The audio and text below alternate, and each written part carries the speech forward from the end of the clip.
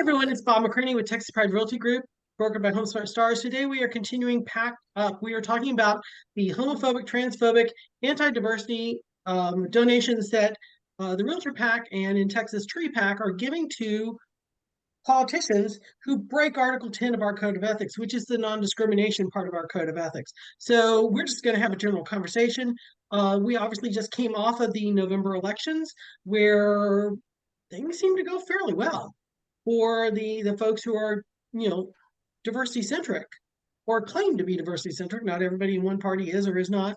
So we're just going to have a general conversation today. And I want to introduce Jesse, who is new to our group today from Olympia, Washington. Jesse, tell us a little bit about you.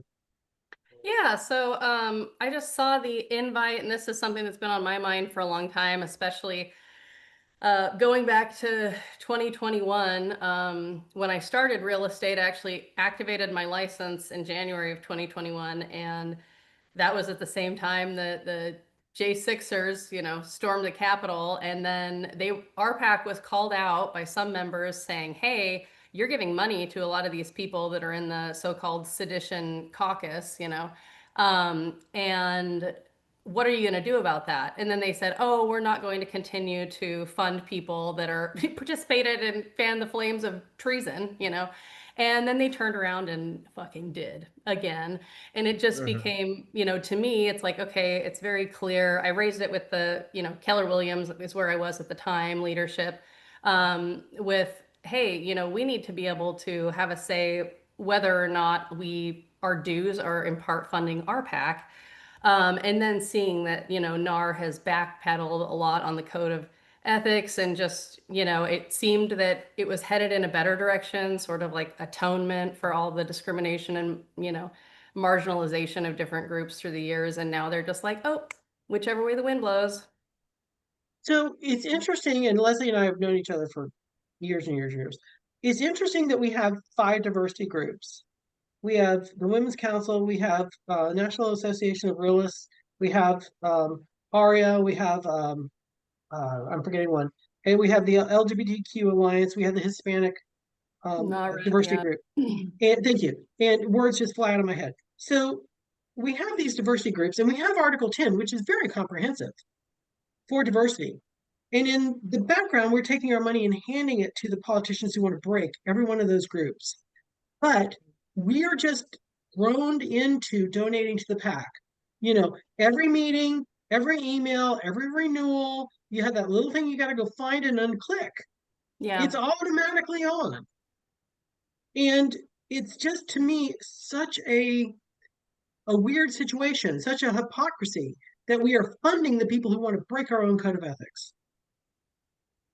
Yeah, and the people that are, and just continuing to throw a log in the path of the people that have always been sidelined when it comes to housing.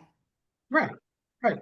So, let's go back to redlining. Let's go back to all those things that we have walked away from. Now, if you look historically at NAR, when the civil rights movement was happening in the 60s, the Code of Ethics from 1930 till about 1973, I believe, said you could not introduce a person of race or nationality into a neighborhood who would be a disturbance to that neighborhood. So the Code of Ethics was on the wrong side of this for 50 some odd years. You could lose your realtor badge if you introduce somebody into a neighborhood of race or nationality who would disturb the neighborhood. Guess who that was? So when we look at the current civil rights situation, the fact that we have Article 10 is amazing. The fact that we're funding the disenfranchisement of everybody covered by Article 10, you can look at our history and go, well, golly gee, I see how that happens. So in your state, tell us about how things are going with your politics. Are you involved with RPAC locally? So I, because I feel I know that, I should get involved because I feel disillusioned with it, but I'm just like, you know what? I feel like even within such a, overwhelmingly blue area, real estate still stays pretty right wing, and particularly the people that are more involved with like the local realtors group and stuff. So not really my jam. But I think in Washington, we have some additional like fair housing laws. Like there's, of course, like the federal protections, but then Washington goes a little farther. Um, and our like state human rights commission is still enforcing things where like HUD is not, taking certain, or people are reporting, that they're petitions, for discriminatory actions by, landlords or sellers or whatever aren't being followed up right now, which really isn't a surprise. But at least in Washington, there's like that additional channel that includes, gender identity, military status, and, some other things that aren't covered at the federal level. Yeah. We take a slightly different stance. I don't think you have to sit on a panel to have influence. I keep referring back to the book Audre Lorde, The Master's Tools Will Never Dismantle the Master's House. You don't have to agree to be on their committee, which, by the way, to get on that committee, you need to be a donor. So you need to go ahead and fund your disenfranchisement just to have a voice in the room. Now, in a blue state, you might get half the room to vote for somebody good to endorse. In a red state, if I said, hey, Ted Cruz is a horrible person, we shouldn't endorse him, I'm going to be outvoted 9-1. And they appreciate that I donated the $500 so that I could sit in a room and be disenfranchised. So Yeah. I don't think you have to. And when people say the only change can come from the inside, I can point to many situations where change was forced down upon them. The Montgomery bus boycott didn't happen because people kept riding the bus. It happened because we Yeah. broke the bus. They broke the bus system. You know, Yeah. that sort of situation, change from the outside can make change. But we're all just kind of taught that we all have to go along with the flow to make the change. No, we don't. We can disrupt the flow. Yeah. And that's the thing. I'm like, I'm not going to spend my like time, energy, or money that if I don't have to, doing something that's like, well, why? I don't think, yeah, what I would like to do, and it sucks because, of course, here, if your brokerage is NAR, like I know we're actually in a better position up here with the Northwest MLS because our MLS isn't actually owned by NAR. But if your firm is, your whole firm has to buy in, which I'm like, also, how has that not been a class action? Like, we're 1099s. How can you make me participate in a trade organization if like nothing in my licensure requires it, like in our case in Washington? But I also think yeah, like whatever, that's another digression. But I being someone that does a lot of business, like does a lot of units consistently and all that stuff. I'm trying to be like talk to firms in town like, hey, if you're trying to recruit me and I like what you have to say, but you're still NAR members and I'm not going to switch my brokerage that requires NAR to go be at another brokerage that requires NAR, so trying to like Right. vote with my dollar. You know, take that a step further. When you're on that listing appointment, let them know I don't donate to RPAC, and here's why. Ask the Yeah. next agent if they do. And if Yeah. they say they do, of course I do. Ask them why they're donating. Because Yeah. most agents who are they're giving their $35 that shows up on their annual renewal, and they don't really look at it. Because Bob and I, we show people, here's how you remove that. Like Yeah. Bob is part of like 4 or 5 different MLSs, and they all do it just a little bit different. And he's like, oh, let me show you how you take this off. But Yeah. the thing is, we tell them, so if the general public, if they're interviewing a real estate agent, ask them if they donate to TreePack, and if they do, choose someone else.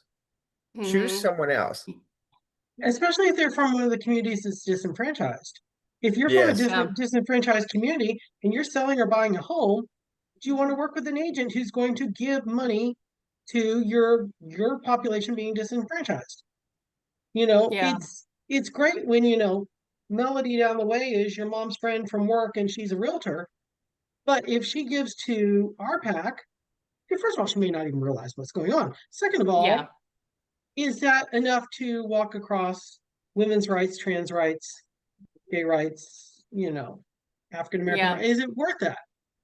Yep. So I don't I think there's education that we need to do to the realtor community and education we need to do within NAR. Question for you. Have you reached out or have you thought about reaching out to any of the other diversity groups locally and having a conversation about, hey, could we all get together and talk about this RPAC situation and not donating until they change? No, I haven't, but that's a good idea. I am trying desperately to get in front of NAR or get in front of the other diversity groups. Right now, I cannot get the LGBT diversity group to help get me in the room with anyone. They keep Yeah. promising, oh yeah, we'll get to it, and they've got their own squabbles and issues. But in the meantime, our group, our community is being disenfranchised. Could y'all put your squabble away for a few minutes and get me in the room with the other groups or with NAR National? And they'll kind of say, you know, NAR, well, all the endorsements happen at the local level. Nothing happens at national. Bull. It They can is. override. There's I've so done a much. lot of work Yeah. on this. They can override that. They can, if you go to packedup.org, which happens to be on my screen here, you'll see all the things that they tell you and how they're not real to Yeah, and distract you. there's so much bullshit. There's such a, party line about oh, they don't, it's nonpartisan and they just support people that are, for housing initiatives that benefit da da da da, and it's like, no, there's a very clear trail, and Well, the nonpartisan thing is a red herring because we don't care what party they're part of as long as they're not phobic, yeah. you know? At what point is somebody too heinous for you to re-endorse? The friendly incumbent lie, which is not always true. How heinous do they have to be before you pull that endorsement? You know, if we have a friendly incumbent in Texas who wants to reinstitute, redlining, which there was somebody a few weeks ago was like talking about we should have, just our people in this community sort of thing. That's literally happening. Jesus. At what point do we say you were a friendly incumbent before, but we're going to pull our endorsement? And if national disagrees with a local endorsement, let's say local community wants to endorse Mr. Redlining, national can negate that by saying we don't agree. And if they don't agree, then nobody can endorse. But what they'll lie to you and say is, oh, it's all about local. Local does everything. You have to get involved locally. Bull. Yeah. And that's kind of what I keep like finding out. It's like, oh, well, we don't really, or like we're not very involved in the national da da da da, but we like our Washington state. And I also find it duplicitous, just a lot of what's like going on here, where I'm like, okay, there's this, for instance, there was a rent stabilization for Washington State proposed that was nothing too radical. It was, I think, wanted to, cap increases year over year at, I 5 or 7 or whatever percent. And it's like, oh, this will be catastrophic for affordable housing because all these landlords won't want to rent to people anymore. And I'm like, well, then they can fucking sell. And I'm a landlord, and I'm like, the average just house that I like rent out, that's just, like your regular ass house goes for, 2,500 to 3,000 to more like a month, right? We're a high cost of living area. So a cap of 5% feels super manageable. But, of course, we had to, drag that up, and there was all this kind of fear mongering around it and stuff. And it's like, listen, like I also make money in real estate, and I, like, but you're like literally in the way of things that'll help a lot of people, like things that'll improve affordable housing. And also, Chelsea, how could you get in the way of unbridled capitalism? I know. My gosh, And that's so un-American. And then, the person who I left the brokerage of, it was the brokerage that I started at, and I was there for a couple of years, and I left because I was like, this is a red tie guy. Why am I giving him like $25,000 a year? So, he was like, well, I'm gonna have to, if after 27 houses, we have to pay, I don't know what, I can't remember what exactly it was, then I'm gonna have to sell like 7 rentals and blah, blah. I'm like, okay, so you're pissed because also I'm like, dude, the way that the law is written, you could literally just hold some of those in a different LLC. But like, also, I'm so sorry about your like 35 houses, like that you want to get it down to 27. Like maybe some first-time home buyer could buy one of those because you're pissed.